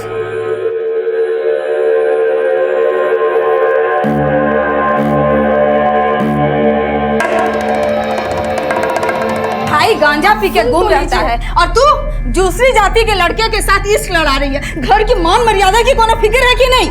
माँ साकेत बहुत अच्छा लड़का है माँ। पापा वो हमसे शादी तक करना चाहते। चुप कर एकदम। बाप का कैंसर का इलाज करने का पैसा नहीं है और तू मैं वो पापा के इलाज के लिए पैसे तक दे रही हूँ। चुप कर बेशरम, कहाँ बके जा रही है हैं? अरे दिमाग तो ठीक है तुम्हारा? आप बैठिए। अरे कैंसर हुआ नहीं, इन बच्चों की हरकत ही हमारी जान ले ली है। पापा ऐसा मत कहिए प्लीज। साकेत तो खबरदार उसका नाम लिया हमारे सामने तो। अरे आज तुम्हें फंसाने के लिए वो पैसे दे रहा है और कल पैसों के लिए तुम्हें बेच दिया तो? पापा ऐसा बस जाओ अंदर जाओ।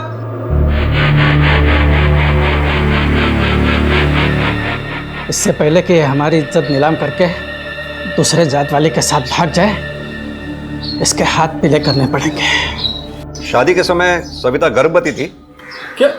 ये क्या बोले हो साहबा? ऐसा कुछ भी नहीं था। देखिए आप लोग हमसे कुछ छुपा तो नहीं रहे ना?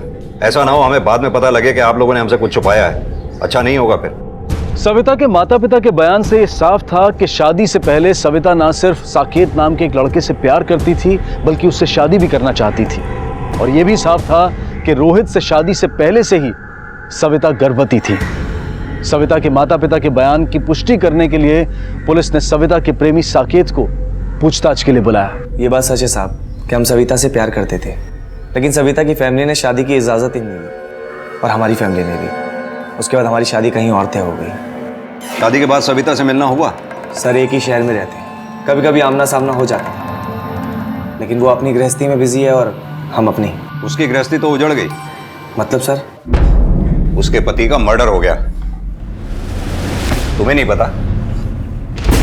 नहीं साहब, ये कब हुआ? लेकिन ये तो तुम्हें पता होगा कि शादी से पहले ही तुमने सविता को प्रेग्नेंट कर दिया था। सर आप ये सब क्या बोल रहे हैं? हम उससे प्यार करते थे और हमारे बीच में कोई फिजिकल रिलेशन नहीं बना। साकेत का बयान सविता का पक्ष मजबूत तो कर रहा था, लेकिन सविता एक ऐसे चक्रव्यूह में फंसी थी जहां चारों तरफ से उंगलियां उसी के चरित्र पर उठने वाली थी। और जब एक औरत ऐसी परिस्थिति में होती है तो सच और झूठ चाहे जो भी हो, लेकिन उसका घेराव हमेशा शक की नजर से ही किया जाता है। और जब शक सच्चा साबित होता है तब अक्सर झूठ को मजबूरी बताया जाता है, और मजबूरी सिर्फ कायर ही नहीं, कभी कभी अपराधी भी बना देती है। साहब इस बॉबी का कोई इन्फॉर्मेशन नहीं निकाल पा रहा हूँ, लेकिन इसके भाई रोहित की एक बात पता चली है। पता चला है कि वो किसी क्लिनिक में जाता था। क्लिनिक? कौन सा क्लिनिक? साहब वो गुप्त रोगों वाला क्लिनिक।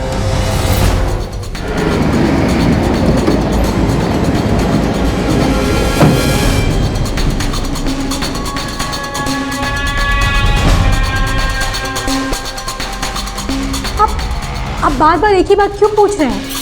क्योंकि तुम झूठ बोल रही हो। तुमने हमसे कहा कि रिंकू रोहित का बेटा है, जबकि सच तो यह है कि रोहित बच्चा पैदा कर ही नहीं सकता था। ये रोहित की मेडिकल रिपोर्ट जहां से वो इलाज करवा रहा था वहां से हमें मिली है। अब तुम हमें सच सच बताओ कि रिंकू बच्चा किसका है। अब तुम सच बोलोगे या फिर डीएनए टेस्ट करवाएं तुम्हारा? सर वो रिंकू सविता और हमारा ही बच्चा है। हम शादी से पहले ही प्रेग्नेंट थे। इसी चक्कर में माँ बाप ने जल्दी जल्दी में रोहित जी से शादी करवा दी। लेकिन तुम्हारे पेरेंट्स ने तो कहा था कि उन्हें तुम्हारी प्रेगनेंसी के बारे में कुछ नहीं पता था। हमारी वजह से उन्हें इतना शर्मिंदा होना पड़ा। कैसे बताते आप लोगों को? शादी के बाद भी साकेत से मिलती थी? कभी कभी मिलते थे सर, भूल नहीं पाए थे हम उसको। लेकिन पिछले महीने उसने बुलाकर हमें प्रॉमिस लिया कि हम उससे दोबारा नहीं मिलेंगे। ऐसे क्यों? वो बोली कि हम अपने हस्बैंड को और धोखा नहीं दे सकते, वो बहुत अच्छे आदमी हैं और तुम हमेशा के लिए मुझे भूल जाओ। सर हम तो पहले भी नहीं मिलना चाहते थे, पर एक दिन साकेत हमें मार्केट में मिल गया। सविता कैसी हो तुम? अच्छे हैं। लेकिन हम अच्छे नहीं हैं तुम्हारे बगैर। देखो साकेत, अब तुम्हारी भी शादी हो चुकी है और हमारी भी। लेकिन हम दोनों प्यार करते हैं। तुम हमसे एक बार कह दो, हम अपनी बीवी को तुम्हारे लिए छोड़ सकते हैं। पर हम ऐसा कुछ नहीं कर सकते साकेत। बेहतर होगा तुम हमें भूल जाओ। देखो हमें अवॉइड मत करो, वरना हम जाके तुम्हारे पति को सब बता देंगे।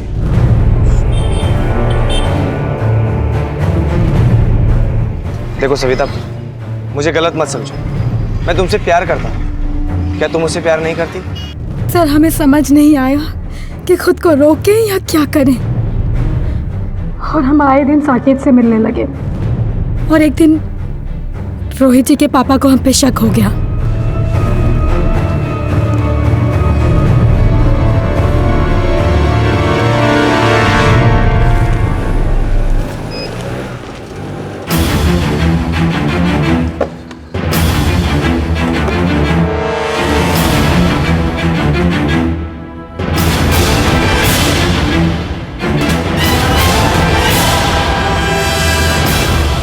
क्या चल क्या रहा है आजकल? ये रोहित को पता है क्या चल रहा है?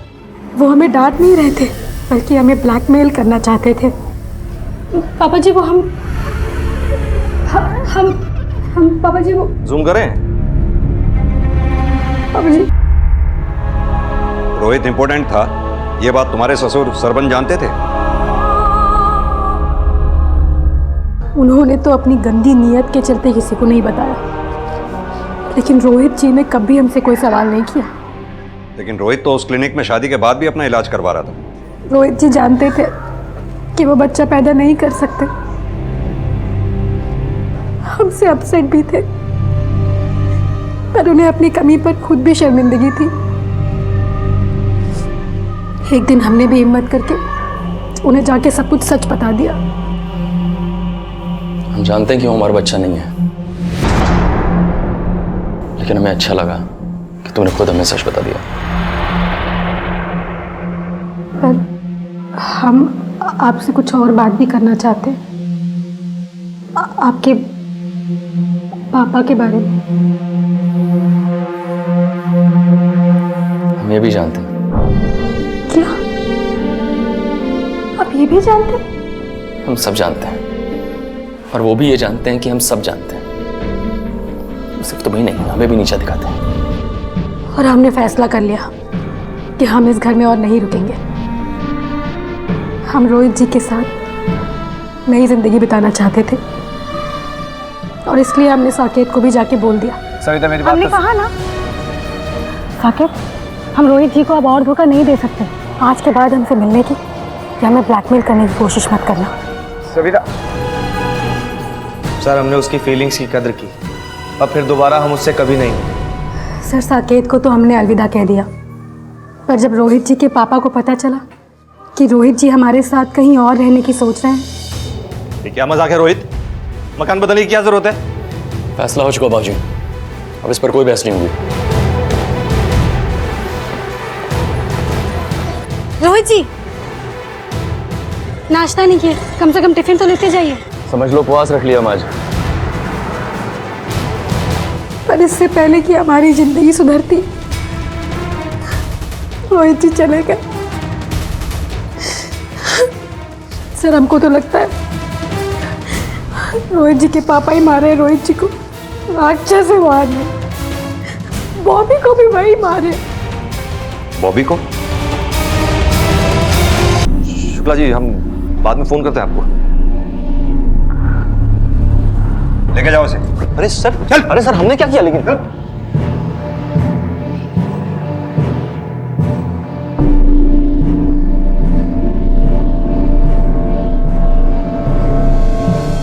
सर वो लड़की बकवास कर रही है, हमने उसकी कोई तस्वीर नहीं खींची और ना ही कोई गंदा रिश्ता बनाया। गंदा रिश्ता ही नहीं बनाया, बल्कि अपने दोनों बेटों बॉबी और रोहित का मर्डर भी किया तुमने।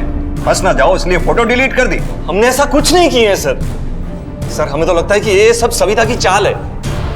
उसने अपने प्रेमी साकेत के लिए हमारे दोनों बेटों को मार दिया होगा, और अब हमें फंस रही है। सर उसने सारी फोटो डिलीट कर दी होगी। सर हम झूठ नहीं बोल रहे हैं, हमने अपनी आंखों के सामने देखा था उसको बॉबी को मारते हुए। हमें लग रहा है रोहित को भी उसी ने मारा होगा। अच्छी तरह से सोच के बोलो, बॉबी ने तुम्हें तुम्हारे ससुर के साथ देखा था या फिर साकेत के साथ? सर आप हमारा विश्वास क्यों नहीं कर रहे हैं? हम सच कह रहे हैं। सर हमें तो ये तक नहीं पता था कि सविता का ससुर सविता के साथ इतना बुरा कर रहा था। हम सच कह रहे हैं सर, हमने तो उससे मिलना तक छोड़ दिया था। सरपंच के टेम्पो को फॉरेंसिक के लिए भेजो। जिस दिन बॉबी गायब हुआ, सरपंच, सविता, साकेत तीनों के फोन लोकेशन निकलवाओ। ये साफ है कि बॉबी को मारने के बाद उसकी लाश को ठिकाने लगाया गया। ये बॉबी को मारने वाला और रोहित को जहर भरा इंजेक्शन देने वाला इन्हीं तीनों में से कोई एक है। ये तीनों पिछले दिनों क्या कर रहे थे, किस किस से मिल रहे थे, सब पता लगाओ। सर, ये साकेत के पिछले 2 महीनों के कॉल रिकॉर्ड्स हैं। इनमें एक आदमी प्रहलाद है जिससे लगातार बात हो रही थी। ये आदमी पैथोलॉजिस्ट है, ब्लड यूरिन की जांच करता है। हीरानगर में इसकी लैब है सर। चलो सर। साकेत मेरा दोस्त है सर। उसके पड़ोस में सैंपल कलेक्ट करने आता था, राह चलते मुलाकात हुई और दोस्ती हो गई, बस। इस पैथोलॉजिस्ट प्रहलाद की पूरी हिस्ट्री निकालो। कहीं ऐसा तो नहीं कि कोबरा के जहर वाला इंजेक्शन इसी ने बनाया हो। हेलो, ठीक है, थाने में मिलते हैं। सर, बॉबी का फोन बंद होने के बाद सरबन टेम्पो के साथ रामनगर सिग्नल क्रॉस करते हुए एक सीसीटीवी कैमरे में कैप्चर हुआ है। ये देखिए सर, सरबन। इसके फोन लोकेशन के हिसाब से उस दिन ये रामनगर एरिया में गया था, जंगल वाला एरिया सर, और वहां से सीधा वापस घर।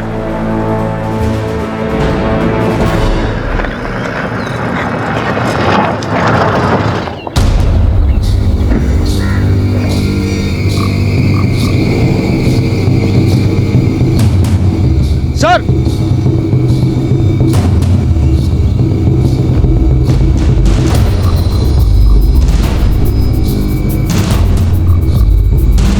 जो ह्यूमन बोन्स पुलिस को मिली उनका डीएनए टेस्ट होना अभी बाकी था, लेकिन शक के आधार पर सरबन मिश्रा को फिर से तलब किया गया। बता दो। चल। उस भिखमंगे शिवेंद्र की बेटी को घर लाने की सजा है। पिछले महीने का भाड़ा लाया हूं तुम्हारा, पता चला तबीयत ठीक नहीं है तुम्हारी। क्या हुआ है? क्या बताएं सरपंच, डॉक्टर ने कैंसर बताया। अरे तो इलाज कराओ इसका। कैसे करवाएंगे इलाज, पैसा कहाँ है, और इसकी शादी भी करवानी है। पता नहीं सब कैसे होगा। अपनी बेटी दोगे? मतलब देखो, सारा इलाज मैं कराऊंगा, सारा खर्चा, ये घर का महीने का खर्च सब दूंगा। आप कैसे बात कर रहे हैं? आपके बेटे की उम्र की है वो? अरे मेरा बेटा है इसकी उम्र का, उससे ब्याहते हैं ना। अरे मुंह मीठा कराओ, अब तुम हो गए हो मेरे ससुर समधी। अरे क्या देख रहे हो, ये पकड़ो, अरे ये लो। उसके इलाज का पैसा दिया हमने, और बदले में उसकी बेटी की इज्जत लूटी, उसके साथ जबरदस्ती की, बहू की मर्यादा का उल्लंघन किया, अपने बेटे की हत्या की। सिर्फ बॉबी को मारा है सर, सिर्फ बॉबी को मारा है हमने सर। रोहित को नहीं मारा हमने सर, रोहित को हमने नहीं मारा सर, हम सच बोल। सरबन ने मान लिया था कि बॉबी की हत्या उसने की थी, लेकिन रोहित की हत्या के षड्यंत्र में एक नहीं 2 लोगों की भूमिका थी। सर आपको गलतफहमी हो रही है सर, हमने कुछ नहीं किया। तेरे उस पैथोलॉजिस्ट दोस्त प्रहलाद की सारी हिस्ट्री निकाल ली है हमने। डीएनसी बैंक में अकाउंट है आपका? जी। 25 तारीख को 1.5 लाख रुपए, 27 तारीख को फिर 1.5 लाख रुपए आपके अकाउंट में क्रेडिट हुए। कहां से आए थे इतने पैसे? और प्रहलाद ने मान लिया है कि तूने ही रोहित को मारने के लिए उसे पैसे दिए थे। हाँ, हमने ही रोहित को मरवाया। हमें लगा कि रोहित को अगर रास्ते से हटा देंगे तो सविता को हम तक आने में कोई दिक्कत नहीं होगी। हमारी शादी वहां हुई जहां प्यार नहीं था, और जहां प्यार था वो हमें मिली नहीं। सविता को मिलने के लिए हमने ब्लैकमेल किया, जबरदस्ती की। अगर वो रोहित, उस रोहित के चक्कर में आके सविता ने हमसे मिलना बंद कर दिया, और फिर हमें लगा कि रोहित को रास्ते से हटाना हो, वो भी हमेशा के लिए। अखबार में खबर छपी थी, सिरिंज अटैक, और हमने इंटरनेट पर भी पढ़ा था कि सेकंड वर्ल्ड वॉर में एक ऐसा जहर इस्तेमाल हुआ था जो सिरिंज से दिया जाता है, और जहर भी ऐसा कि कोई ये ना पता लगा सके कि आदमी की मौत कैसे हुई है। एक पैथोलॉजिस्ट प्रहलाद हमारे पड़ोस में आया जाया करता था, हमने उससे दोस्ती कर ली। हमारे बहुत मनाने के बाद हमारी उससे 3 लाख रुपए में डील तय हुई। कभी कभी रिश्ते चाहत से नहीं मजबूरी से बनते हैं, लेकिन निभते तभी हैं जब एक दूसरे की कमजोरी को सच्चे जज्बातों की ताकत दी जाती है। रोहित और सविता ने एक दूसरे की कमी को इसी भावना से स्वीकार तो कर लिया था, लेकिन बुरी नीयत रखने वालों ने उन्हें ये नियति दी, और वो चाहकर भी एक दूसरे के पूरक नहीं बन पाए। कहते हैं कि औरत बड़े से बड़ा दर्द बर्दाश्त कर सकती है, लेकिन गलत सह के सहनशील बनना और उसे मजबूरी मानकर खामोश हो जाना ये सही नहीं है। इसी विचार के साथ अब मैं अनूप सोनी आपसे विदा लेता हूं। फिर मुलाकात होगी अगले एपिसोड में एक और चौंका देने वाले केस के साथ। तब तक अपना और अपने परिवार का ख्याल रखें और देखते रहें क्राइम पेट्रोल डायल 100। सबक एक को सीख हम सबको। जय हिंद। क्राइम पेट्रोल्स के और भी दिलचस्प कहानी देखने के लिए हमारे चैनल को सब्सक्राइब करें और बेल आइकॉन दबाना न भूलें।